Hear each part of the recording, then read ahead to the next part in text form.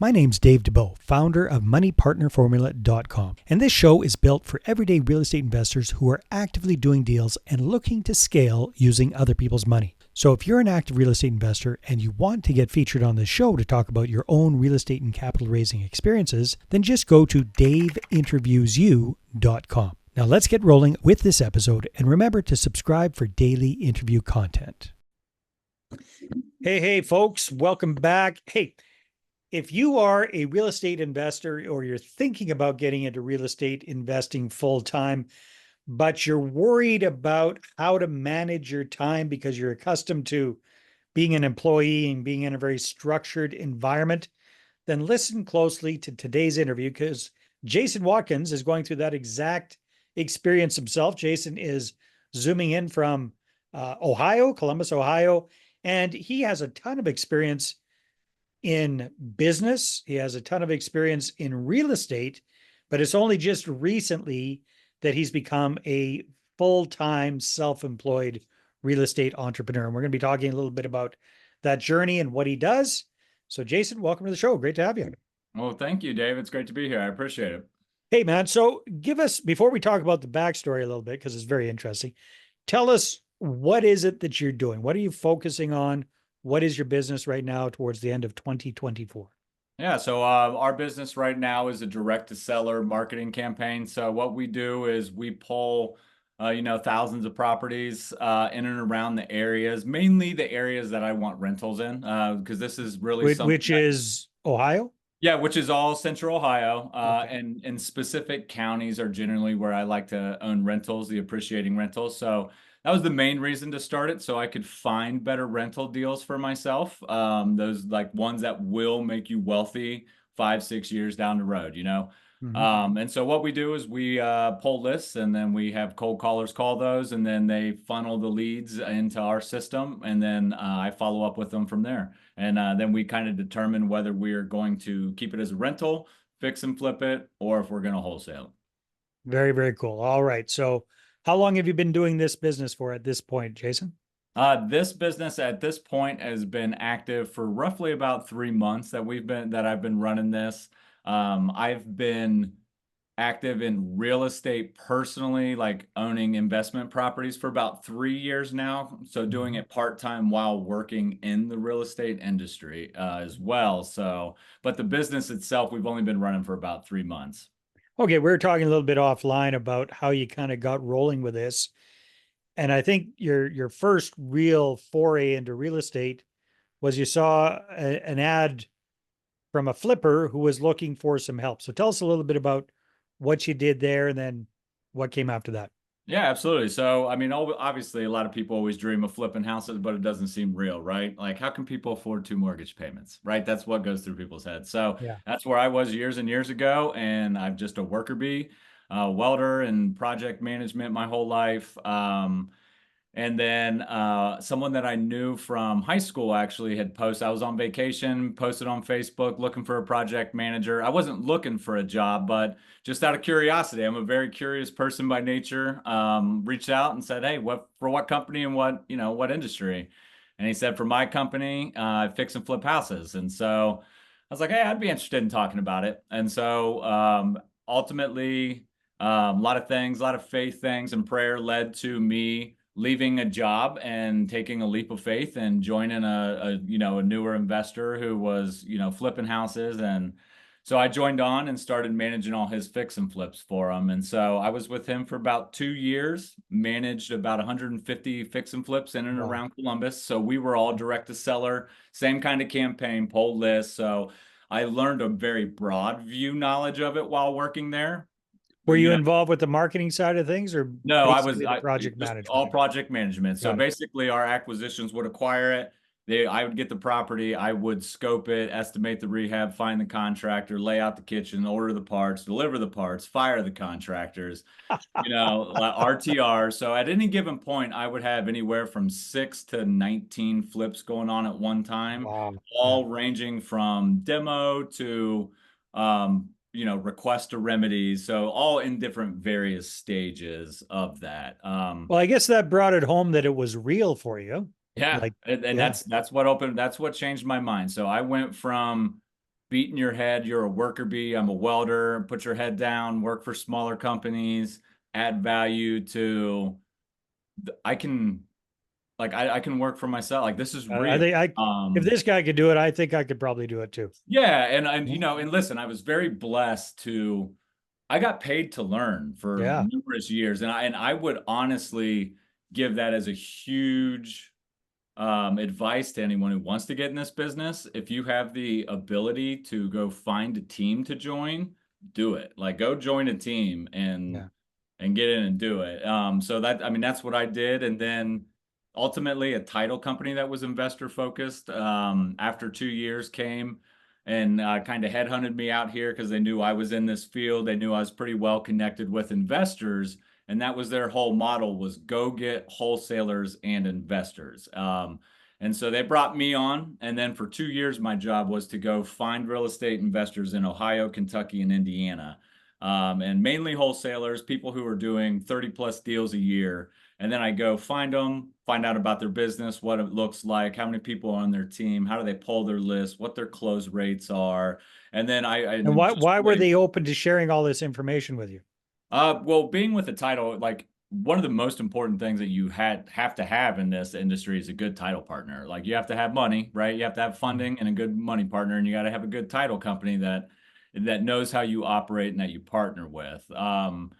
And the title industry's really still archaic. It is still one of those things that has never progressed with times. And this company was a company that I thought was pushing it. And so investors are always open to meetings that are going to eliminate time and another position that they have to hire for. So in a high Um, volume position, you got to hire a transaction coordinator, the title, but they were open to me coming in and asking those questions if I can solve that problem of you don't have to hire that position because we have technology that can solve that. I get it. That And makes so that's sense. why they would be open to having me come in.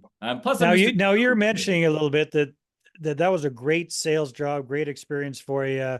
People have been mm-hmm. encouraging you to get into sales for a long time, Yep. but it kind of ruined the worker bee in you. So tell me a Oh, little bit about that. crushed it. Yeah, so I mean, like I was a guy, I was a good sales guy, right? I was very good at my job, very good at hitting numbers. But ultimately, in that position, like once you're hitting your numbers and you're kind of rolling yourself, like in a sales position, and especially my first sales position, I found myself, I lost a lot of motivation after a few hours of working, really. You know what I mean? After you get Were you a, working from home? yeah, Yeah, it was yeah. very much work from home. It's the first time I've ever worked from home. And so ultimately, once that job, I lost it unexpectedly. They just they eliminated that position for this Not market. because you weren't slack, not because you're slacking. No, not because I was slacking, but like it was definitely one of those things where I was just in the market that we started in, and then they expanded into multiple Yeah. states. So our market grew itself. There was no need to have a high paying salesperson in this market anymore. So when I lost that job, I had a private money lender who had funded about four of my deals for me, on the rental side. And Mhm. so when I met with him, he actually challenged me to go think bigger and to go bigger. And so instead of just trying to pluck one here and there from on market and from wholesalers, he was like, what if I invest a larger chunk of money in you and you go bigger? And so ultimately, that really pushed me to think about it and go a little deeper. I mean, this man is a man who's made wealth by investing in people. And if he's wanting to invest in me, what am I not seeing in myself? And so Interesting. ultimately, that's where Rise Up Home Buyer started. Very faith-based thing. I do feel God's cleared the path for me to do this and a lot of other life stuff.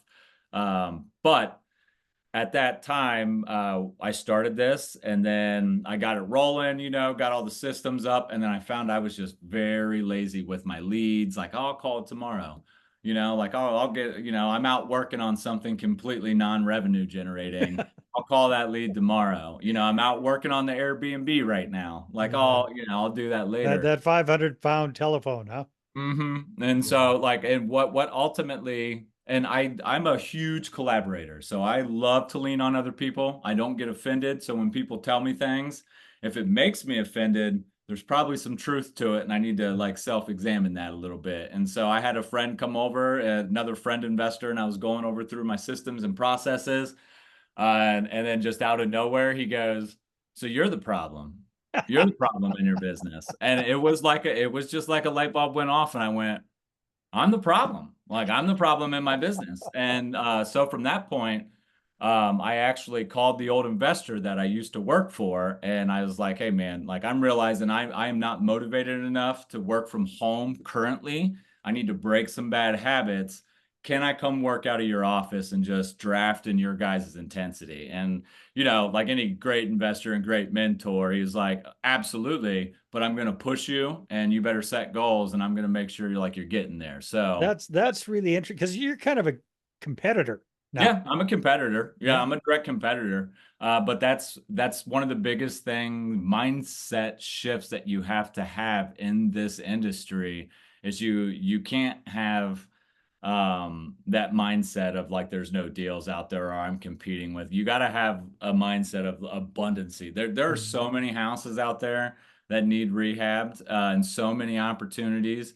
Fact of the matter is, if you're genuine and you're trying to help people, you're going to get deals over people who are just chasing dollars at times. Mhm. And you know what I mean? And so, um, but at the same time, they may be targeting different areas I'm targeting at Right. that current month. And so we're competitors, but it's also right, the rising tide raises all ship quotes, Yeah. right? Like Yeah. Yeah. he challenges me, I Well, challenge I mean, him. that's very cool of him.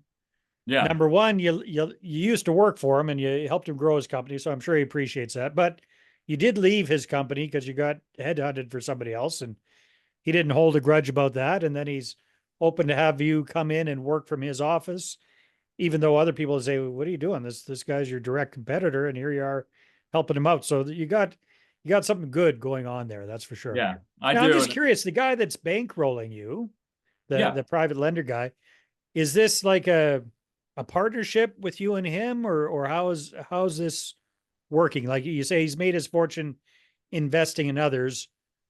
So where does the payoff come for this gentleman? Yeah, so for him, what we do is I give him 10% and a point on every deal that he funds. But he actually is funding the business line right now. So since I lost that job, didn't have the income, the one thing that kills new investors in this is if you are not consistent, then you'll lose. Like you have Yeah. to be consistent. And that means you have to have money to run for 6 months. So if you have a really good job, then you have money, but you don't have time to manage. That's your problem is time. If you Hmm. don't have a job, then your problem is money to fund it consistently. And so what we did is we solved that problem because I told him, hey, help me create a lead generation that anytime you have spare money that you want to make work or you just want to put in something, I should have a deal that you should fund. And in fact, he's funding the whole deal that we're buying that we went in Nice. contract on tomorrow too. So what he does is we do 10% in a point. I record a note and a mortgage against the house, and then I renovate it. And if I'm keeping it as a rental, which is what I've done on all my other properties, then put a tenant in it, and then I refi out and I Yeah. pay him back in the refi. Mhm. And there's been two scenarios where I've had to pay him back and I've had to bring money to the table because I missed numbers, went over costs, so there's been two times where I've had to bring like $7,000 and $6,000 to the table. But ultimately that's a down payment for a rental. Yeah, And yeah, so in that's this not a point, he bad. doesn't get any Yeah. equity in the properties, but he makes generally Yeah, well, six he's to a hard money twelve lender, is what percent he is, basically. Yeah, he's Right? yeah, he's a private money lender. He lends it at 100%. So he sends all the money for purchase and rehab, and Yeah. then I only make and I don't make any interest payments, and I pay him back on the end when we refi Balloon. or sell. Yeah. And so Well, that's that's how he pretty makes sweet. his money. Yeah, no, that's pretty sweet. And the loan that so yeah, that's huge. So you got the money up front to kind of finance your business, keep you rolling for 6 months without having to worry about punching the clock and Yep. financing yourself. The flip side of that is it's easy to get lazy when you don't have to hustle for the money, which you realize. So now you're motivated by working in the other guy's office. So what kind of a how long you been doing that for, and what kind of an impact has it had? Like Oh, getting it's back to a more structured environment. it's an unbelievable. I probably would not have the property that I bought yesterday was completely outside of my normalcy, like things that I would normally do. Like I would never buy a property sight unseen. It's just not something I'm comfortable doing. Mhm.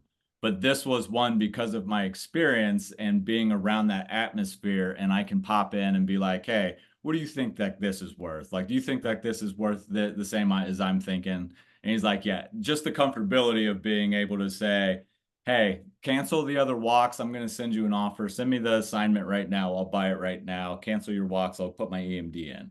And so that alone, just having those people around you, plus there's other agents in there as well, just being around other people in the industry to look at it and to get other eyes and perspectives. Once again, I'm a huge collaborator. Everyone laughs at me for that, but No, um, I think it's awesome. yeah, Yeah. I just love to get opinions on it. And then what has gotten done in the last 2 weeks is probably equal to or more than what I did the past 2 months. Yeah. And just in terms of being focused and dedicated to it and just being consistent and like being obsessed with the leads that are coming in. So speaking of leads, tell us a little bit about what your lead generation machine looks like. You touched on you got a couple of VAs doing cold calls, you pull this. Maybe kind of fill in the blanks for us. What does Yeah. that look like? What is your process? Yeah, so basically I run my CRM out of Podio. So I'll use Deal Machine to pull off all of my leads. And so just for people, if you just want to kind of have a quick numbers idea, you're going to spend roughly $500 in programs a month, and then you're going to spend another probably $1,100 in like cold callers and other skip tracing things. So you're going to spend $1,600 a month roughly for like one caller, just so you guys have it, just so people kind of have an idea of like Mhm. what that looks like. Now, once the lead comes in, those callers actually have kind of like a Google form that they will just fill out with their questions and the answers of the questions that they ask the seller and their recorded phone call and a purchase price if they get there. I generally don't worry too much about that because if there's no motivation, it doesn't matter. Like purchase price doesn't matter at that point. And so what happens then is once that comes into my system, now that will pop up in through Podio, which then that is now my responsibility to call that lead and then start that rapport situation. So generally everyone's going to want retail on the first phone call. You got to really lean in and figure out what the real problem is with them, and then you set a task. You're normally never closing a deal on that first No, one no, no. unless they're calling you. But you're normally never closing on that first call. It's normally that 12th, eighth, like after they trust you and they've had Mhm. time to like, and then now it's really time to sell, and now they trust you and they're going to come to you. And So so who are the kind of people that you're going after? Are you going after hopefully people that should be motivated to sell, or are you yes. going after, yeah, so what kind of demographic, so psychographic are you looking at in that case? Like, Yeah, yeah. so generally the pro like one of the programs that I use, that Deal Machine program, is it works kind of like a Zillow for off-market properties. So you put in what you're looking for and where you're looking Yeah.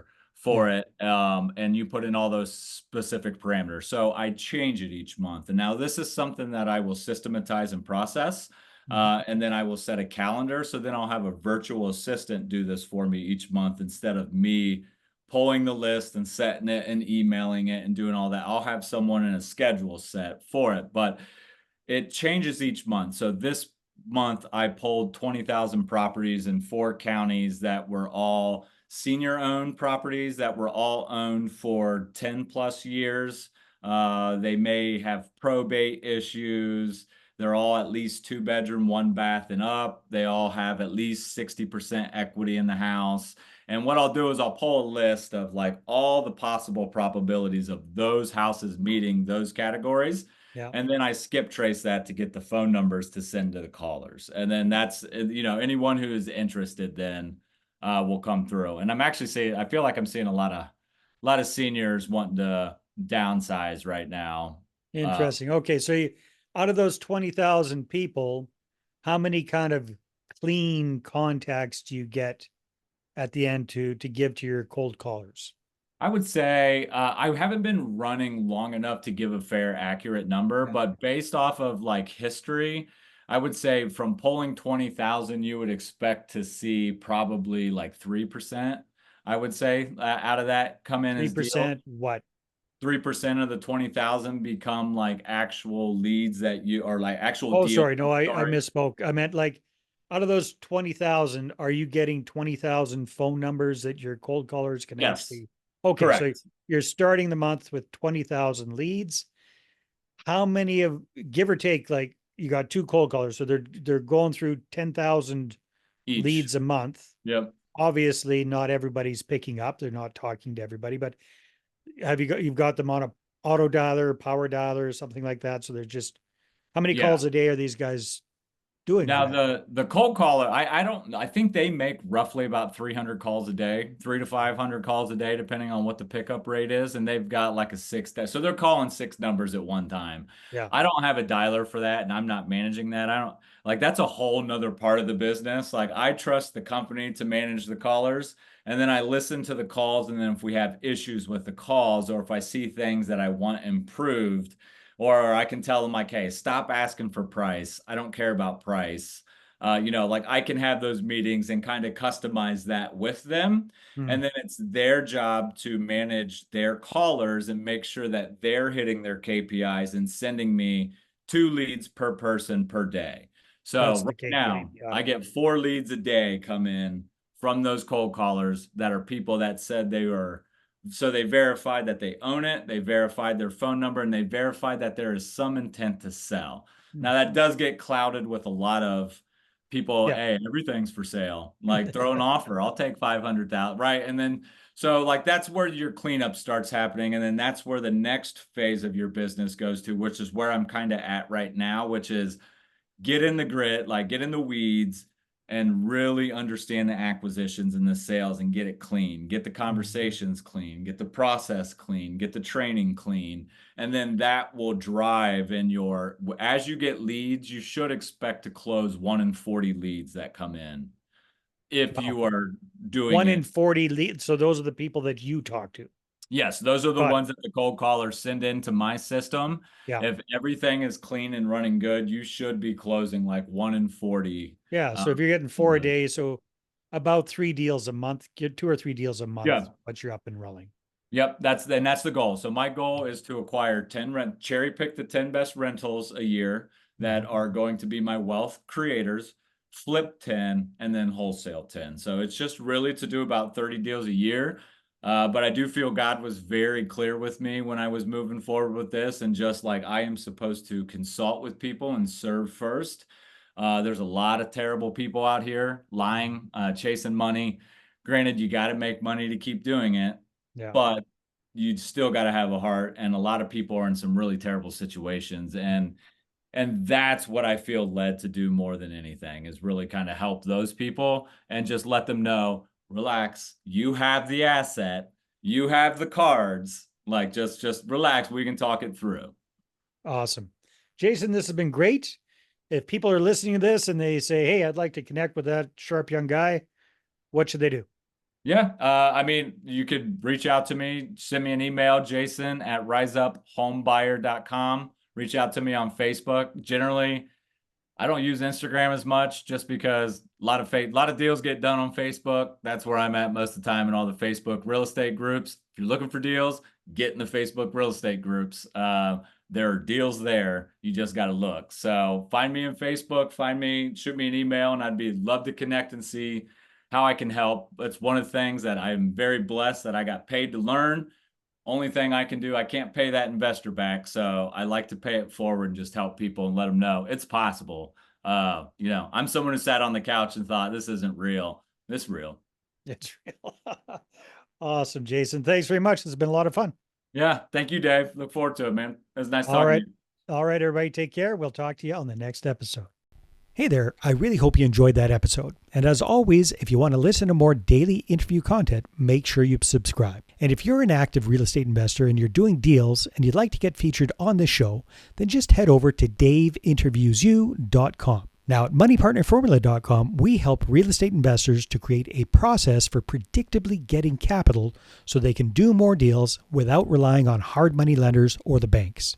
We do this by building them a private capital marketing system. Now, if you want help turning yourself into a big money capital attraction machine, then book a call with our team to see how we can help. Just visit moneypartnerformula.com to find out more. All right, take care, and we'll see you on the next interview.